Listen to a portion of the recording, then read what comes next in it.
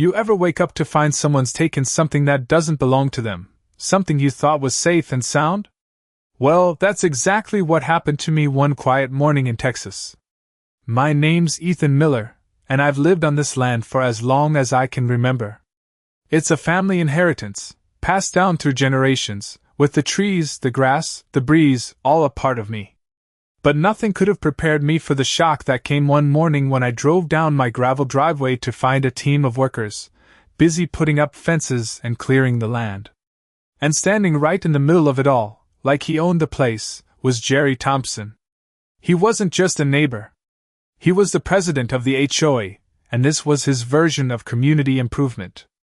Jerry had taken it upon himself to trespass on my property, setting up obstacles, installing fences, and even blocking access to parts of my land. The audacity of it all, to think that he could just take what wasn't his.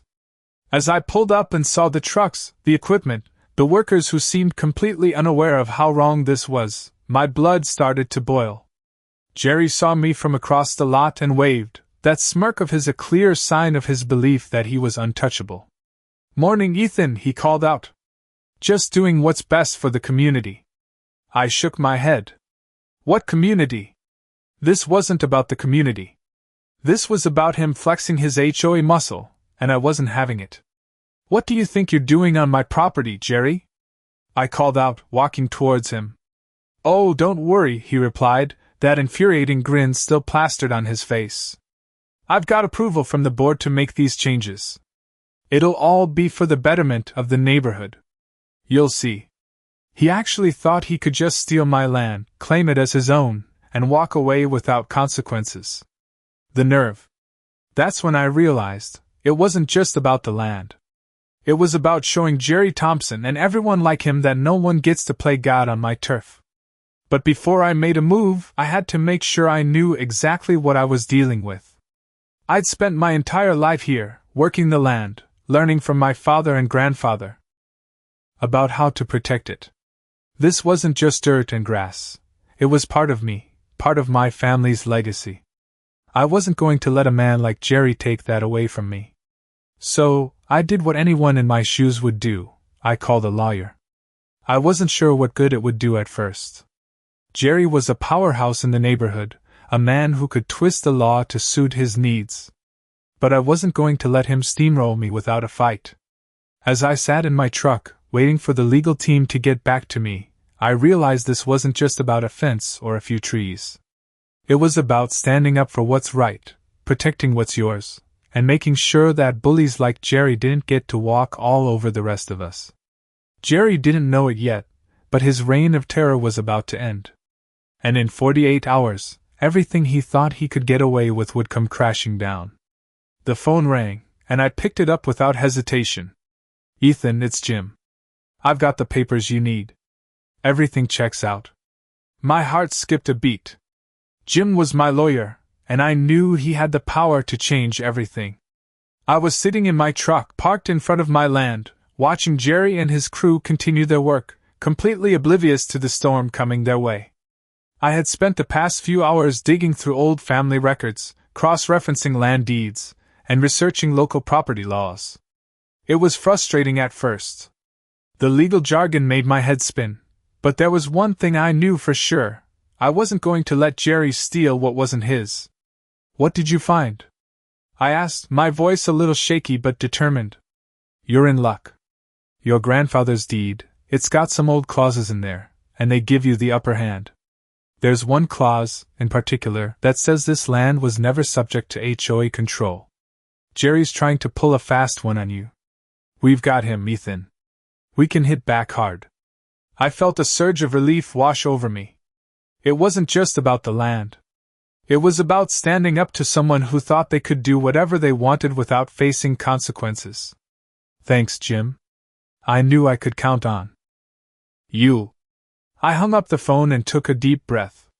Now came the hard part. I knew Jerry wasn't just going to back down because of a piece of paper. No, he'd have to be shown the full extent of what he was dealing with. I gathered everything I needed, copies of the deed, a stack of papers that would prove Jerry was violating local laws, and my own evidence, Photos of the construction happening right on my property.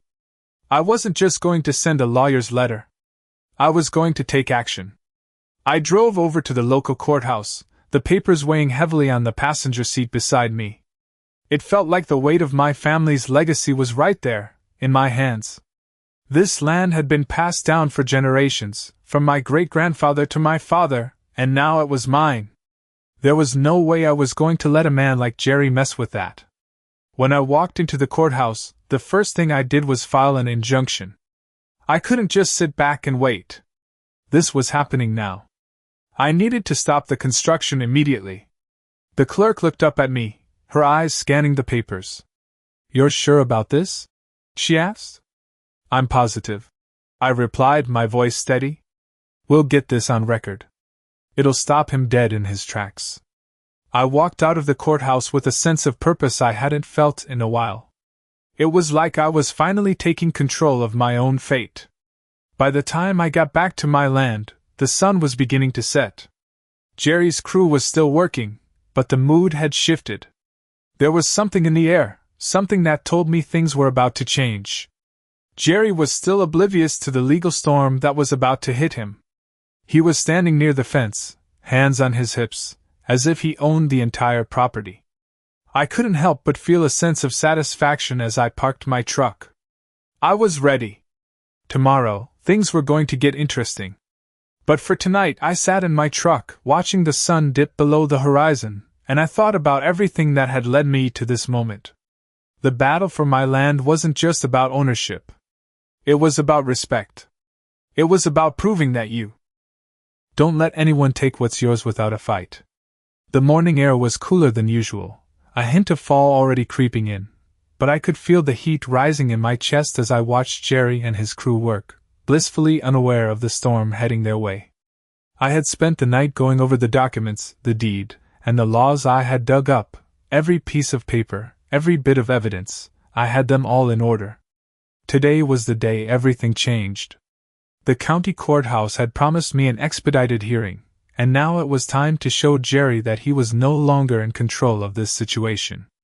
I grabbed the stack of papers, including the injunction, and headed towards the makeshift construction site where Jerry stood overseeing everything. As I got closer, I could hear his voice, full of self-importance, ordering his workers around like they were his personal labor force. "Just make sure the fence is secure. We don't want any problems later," he said, looking at me for the first time as I approached. "What's the matter, Ethan? Are you finally accepting that this is for the betterment of the neighborhood?" he sneered, obviously not seeing what was coming. I felt a surge of anger but kept it in check. This wasn't about emotions anymore. This was about taking back what was rightfully mine, and today, Jerry was going to understand that. "You're trespassing on my property, Jerry," I said, my voice calm but firm. "And I've got the paperwork to prove it."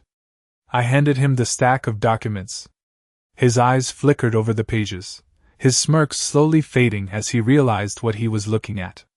"What's this?" he asked, his voice losing some of its confidence. "This is an injunction," I said, watching as the weight of the situation sank in.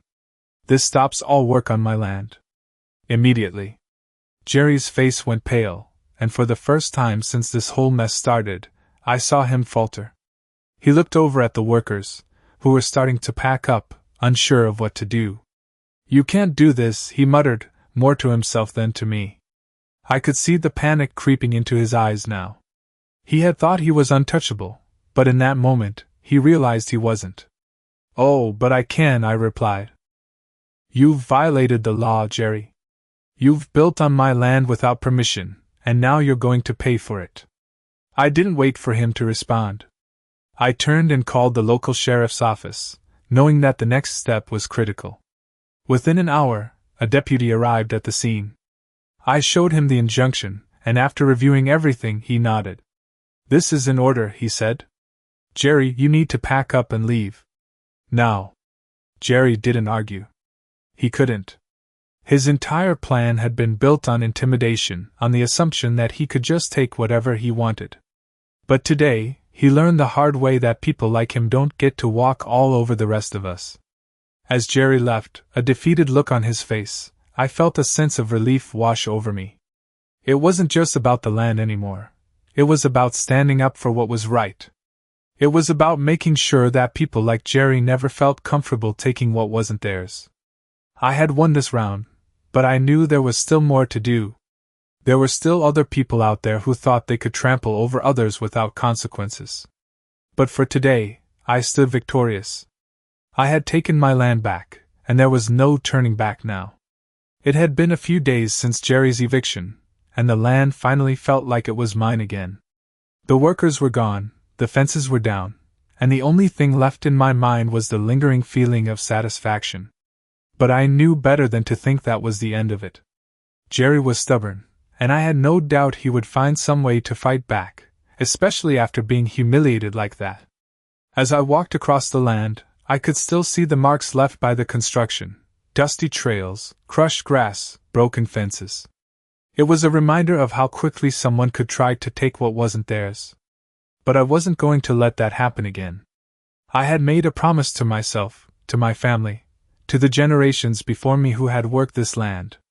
I would protect it at all costs. Later that afternoon, I received a call from Jim, my lawyer. "Ethan, you did well. The court's on our side, but we need to be prepared for Jerry's next move. I'm hearing some rumors about him planning to file a countersuit." My stomach sank. I knew it wasn't over, but I hadn't expected Jerry to be so quick to retaliate. "What kind of countersuit?" I asked, already dreading the answer.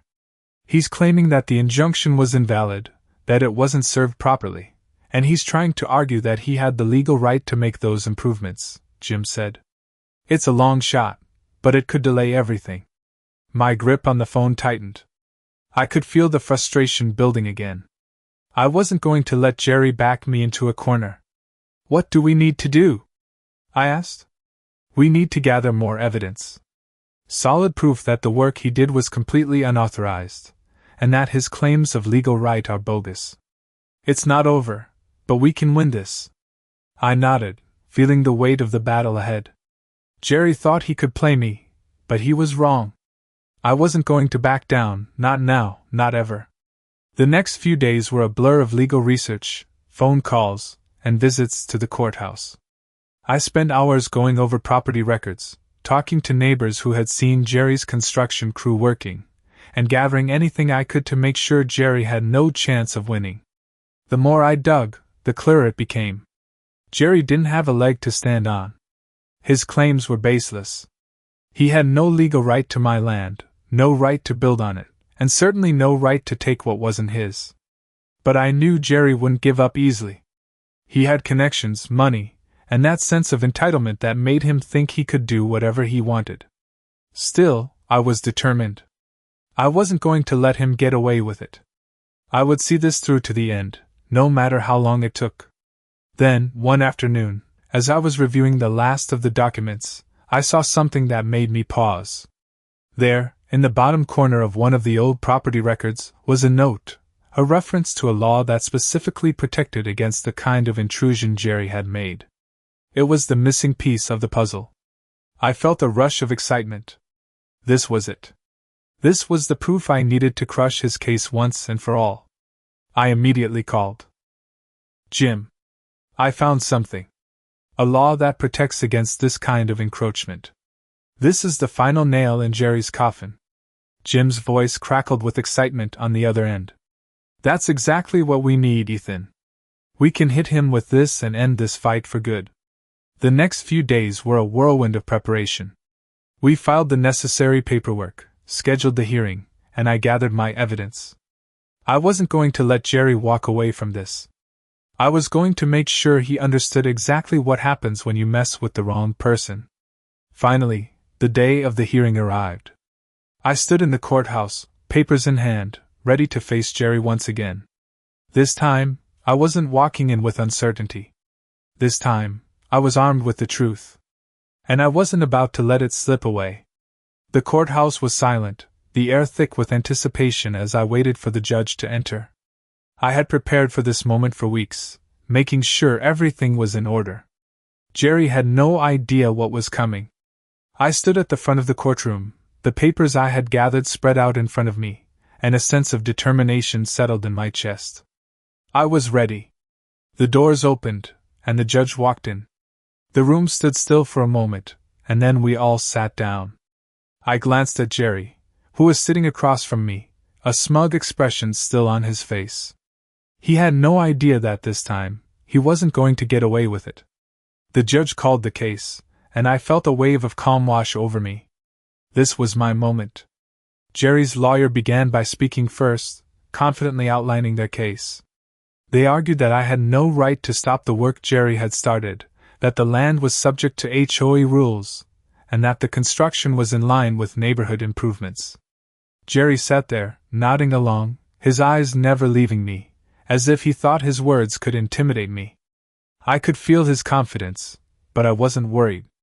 I had done my homework, and I knew the truth. When it was my turn, I stood up slowly, taking a deep breath. I could feel the weight of the moment, but I also felt something else, something stronger than fear. I felt the power of the truth. I began by introducing the documents, the deeds, and the laws I had found, and I watched as Jerry's lawyer squirmed. The truth had a way of doing that, disrupting the lies, exposing the arrogance, and shattering the false sense of security Jerry had built. I laid out every piece of evidence, each more damning than the last, and as I spoke, I could see Jerry's confidence start to slip. His smirk faded, and for the first time since this whole thing had started, I could see doubt in his eyes. I had him. The judge listened carefully, flipping through the papers I had provided, and I could see him nodding in agreement. It was clear to everyone in the room that Jerry had no legal ground to stand on. I finished my argument and sat down, but not before making one final point. This land has been in my family for generations. It is more than just property to me, it is my legacy. And no one, not Jerry Thompson or anyone else, has the right to take it from me. I will fight to the end to protect what is mine. The silence in the room was deafening as the judge considered my words. It was one of those moments where you could feel the weight of what was happening, the culmination of everything I had fought for. Jerry's lawyer spoke up once more, but their voice was weaker now, their arguments less convincing. The judge held up his hand, signaling for silence. "I've heard enough," he said. "This case is clear. The defendant has no right to claim ownership or make improvements on the plaintiff's land. The injunction stands. All work must cease immediately, and the defendant will be responsible for removing any structures that have been built." The room was still for a moment as the judge's words sank in. I could see Jerry's face go red with anger, but there was nothing he could do. The truth had won. As the judge banged his gavel, signaling the end of the hearing, I couldn't help but feel a wave of relief wash over me. It wasn't just about the land. It was about proving that no one, not even someone like Jerry, could take what was mine without consequences. I had won. And for the first time in a long time, I felt like I could finally breathe easy. The days following the hearing felt like a blur. The courtroom victory had been sweet, but it was just the beginning of a much bigger battle. Jerry hadn't given up, and I knew that.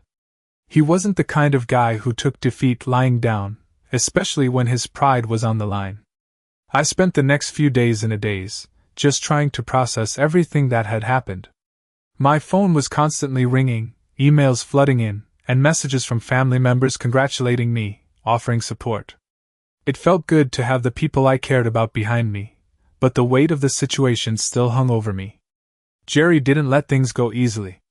He tried to rally his HOA supporters, speaking to anyone who would listen about how I was the one in the wrong, painting himself as the victim. But I wasn't worried. I had already won, and now it was just about making sure he couldn't come back and do the same thing to someone else. My lawyer, Jim, kept me updated on Jerry's attempts to appeal the decision. He was grasping at straws, trying to find some technicality to get the ruling overturned. But every time Jerry threw something our way, Jim was ready with an answer. The law was on my side, and there was no getting around that. It wasn't long before Jerry started to show up at my property again, this time not with construction crews, but with a camera. He stood across the fence, taking pictures, as if he were trying to prove something. I didn't even flinch. Let him take all the photos he wanted. It didn't matter. I had the deed, the law, and everything else on my side. One morning, I woke up to an unexpected knock on my door. It was my neighbor, Tom. He looked a little nervous, like he wasn't sure how to bring this up, but he had something important to say. "Ethan," he began, "I don't know if you've heard, but Jerry's been telling people you're trying to force the HOA to shut down.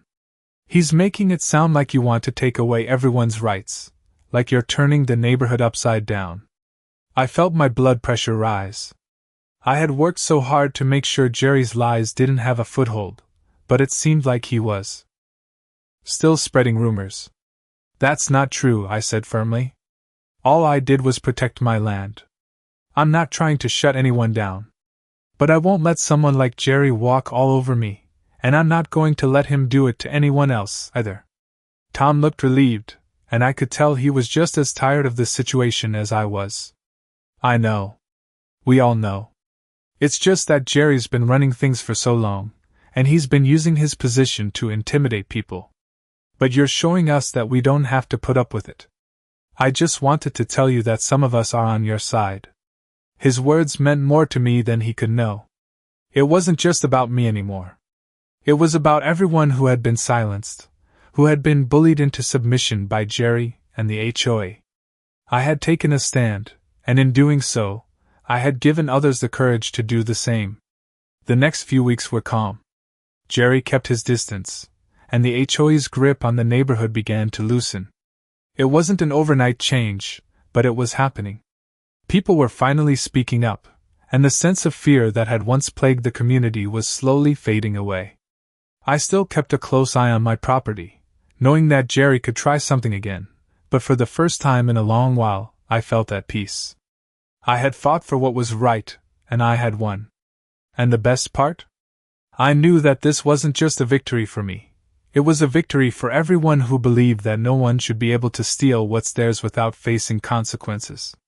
It had been a few months since the court ruling, and life was slowly returning to normal. The sense of tension that had once filled the air was finally gone, replaced with a new sense of peace.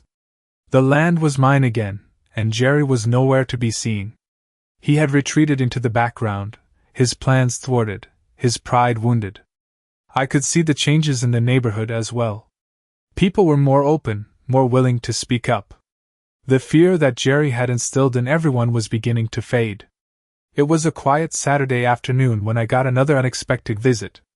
This time, it wasn't from Jerry or his lawyer.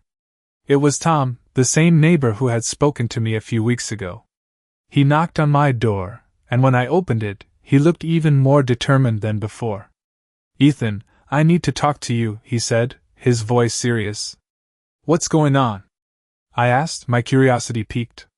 "It's about Jerry," he said, leaning in a little closer. "People are saying he's planning to move. He's trying to sell his house, and he's been telling people that he's done with all of this. But I don't think it's over yet. I think he's planning something." My heart sank. I knew Jerry wasn't the type to just walk away quietly. I had hoped that once the legal battle was over, he would stay out of my life for good. But Tom's words confirmed my suspicions. Jerry was still scheming. "What do you think he's planning?" I asked, feeling a little uneasy. Tom shrugged. "I'm not sure, but I think he's trying to get some kind of revenge, even if it's in a subtle way. He doesn't like being embarrassed like this. He's got too much pride to let it go." I stared at Tom, thinking about everything that had happened. Jerry had already tried to take my land, and he failed. But if he was planning something else, something more underhanded, I had to be ready. "I don't trust him," I said. "I'll keep an eye out, but I'm not going to let him intimidate me again. He's had his shot, and he blew it." Tom nodded, clearly relieved. "I knew you'd say that. But just be careful, okay?" I agreed, but deep down, I knew I couldn't let my guard down. Jerry had already proven that he was willing to go to great lengths to get what he wanted. Over the next few weeks, I kept an eye on the neighborhood. Jerry's house was up for sale, but I didn't see any signs of movement. No buyers, no new neighbors. It was as if he had vanished into thin air. I couldn't shake the feeling that he was waiting for the right moment to strike, to take one final swing at me. But no matter what he was planning, I was ready. The truth was on my side, and I had already shown that I wouldn't back down. I thought about the long road that had brought me to this point, the years of hard work on the land, the legal battles, the feeling of being pushed to the brink. And yet, here I was, standing tall, knowing that I had fought for what was mine. I had stood up to Jerry, and I had won. There was nothing he could do to take that away from me. I took a deep breath, looking out over the land. It was mine, and nothing, not even Jerry, could change that. Weeks passed, and the neighborhood seemed to settle into a strange but welcome calm. Jerry had moved out, his house now listed for sale, and life carried on in the usual rhythm. The feeling of unease that had once lingered over me began to fade, replaced with a newfound sense of peace. I had won the battle, and I had stood up for what was mine. But even in the quiet, I couldn't shake the feeling that Jerry wasn't truly gone. He had made his exit, but I had learned to never underestimate someone like him. A few days later, my suspicions were confirmed when I received an email from Jim, my lawyer. The subject line simply read, "Update on Jerry." My heart skipped a beat as I clicked open the message. "Ethan," it began, "I've just been informed by a reliable source that Jerry has been trying to rally support from other HOA members, claiming that you're attempting to break the HOA's hold on the neighborhood. He's organizing a meeting to push for a vote to overturn the legal rulings.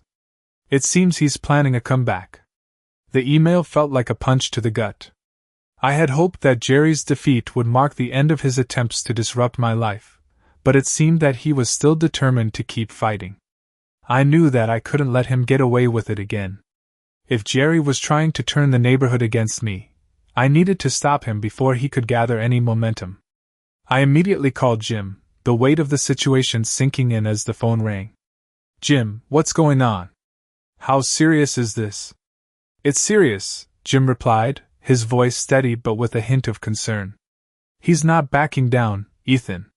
You've got a strong legal case, but if he gets enough support from the HOA members, he could challenge the ruling and drag this whole thing out.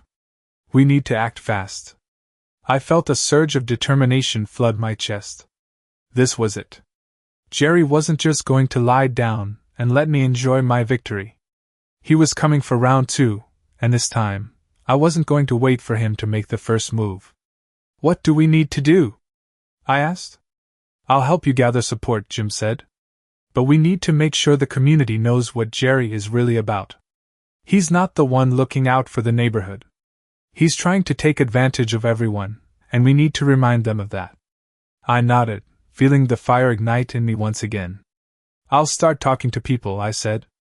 "I'll make sure they know the truth. Jerry might be able to manipulate a few people, but he can't fool all of us." Jim agreed, and from that moment I knew what I had to do. I started reaching out to the neighbors who had stood by me, the ones who had spoken up during the legal battle, the ones who had supported me even when things seemed impossible. I spoke to everyone I could, reminding them of how Jerry had tried to take what was mine, how he had used his position to bully people, and how his reign of control had nearly destroyed the community's sense of fairness. I wasn't trying to create division. I was trying to stop Jerry before he could manipulate the system once again. As the day of the HOA meeting drew closer, the tension in the air grew thicker. I could feel the weight of the situation bearing down on me. But I knew I had done everything I could. Now it was up to the people who had supported me to stand with me again. I couldn't do it alone.